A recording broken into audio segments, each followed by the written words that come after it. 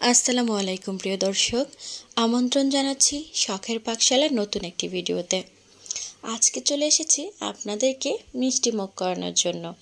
নিয়ে এসেছি খুব সহজ ও সুন্দর একটি ডেজার্ট। তাহলে চলুন শুরু করছি।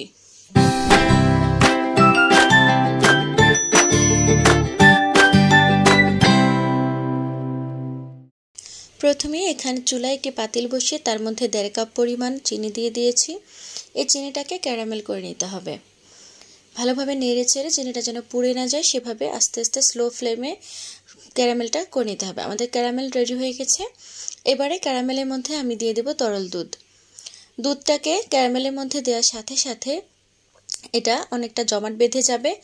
তখন আস্তে আস্তে করে এই ক্যারামেলটা যেটা জমাট বেঁধে গেছে সেটাকে দুধের সঙ্গে আস্তে আস্তে করে নেড়ে চেড়ে মিশিয়ে দিতে হবে। আমার ক্যারামেলটা অনেকটাই মেশানো হয়ে গেছে। দেখুন দুধের কালারটা কিন্তু চেঞ্জ হয়ে গেছে, কিছুটা লাল লাল একটা ভাব এসেছে। এই দুধটাকে চুলায় বসিয়ে রাখবো লো ফ্লেমে। দুধটা কমতে থাকবে, জাল হতে থাকবে। দুধটাকে একেবারে অর্ধেক পরিমাণ করতে হবে। আর এই ফাঁকে আমরা চলে যাচ্ছি পরবর্তী পদক্ষেপে। এখানে আমি নিয়ে নিয়েছি স্লাইস করা পাউরুটি। পাউরুটিগুলোকে সাইডের যে ব্রাউন কালারের বর্ডারটা আছে সে বর্ডারটাকে ছুরির সাহায্যে কেটে নিচ্ছি এবং মাঝখান থেকে আড়াআড়িভাবে কেটে ত্রিভুজ আকৃতির করে কেটে নিয়েছি।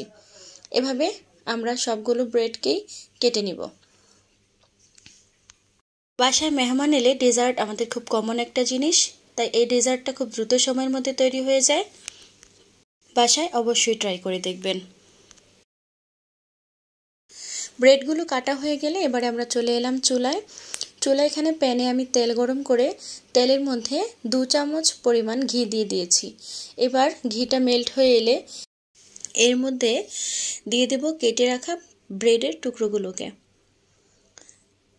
চুলাটাকে লো আঁচে রেখে ধীরে ধীরে ব্রেডগুলোকে লাল লাল সুন্দরভাবে মুচমুচে করে ভেজে নিতে হবে। এই কাজটাকে আপনার একটু ধৈর্য সহকারে করতে হবে। দেখুন আমার ব্রেডগুলো ভাজা হয়ে গেছে, চমৎকার একটা কালার এসেছে। এবারে আমি ব্রেডগুলোকে তুলে নেব। ব্রেডগুলো তুলে নেওয়া হয়ে গেলে সেম প্রসেসে সবগুলো ব্রেড আমরা ভেজে নিব। ভাজা হয়ে গেলে এই যে দেখুন এখানে আমি সবগুলো ব্রেড তুলে নিয়েছি। এবারে আমরা আবারও চলে যাচ্ছি চুলায় বসিয়ে রাখা দুধগুলো কাছে। দুধগুলো একেবারে শুকিয়ে অর্ধেক পরিমাণ হয়ে গেছে। এর মধ্যে আমি দিয়ে দিলাম 1 কাপ পরিমাণ গুঁড়ো দুধ। এই গুঁড়ো দুধগুলোকে খুব ভালোভাবে নেড়ে চেড়ে দুধের সাথে মিশিয়ে দিতে হবে যাতে কোনো লাম্পস না থাকে।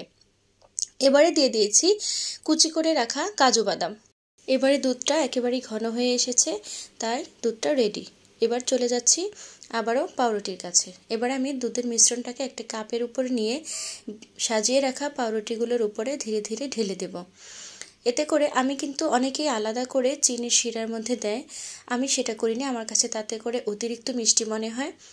এইভাবে দিলে এতে করেই দুধের মিশ্রণটাকে অবজার্ভ করে এবং পাউরুটিটা আস্তে আস্তে সফট এবং তুলতুলে হয়ে যায়। এই তো রেডি আমার শাহি টুকরা।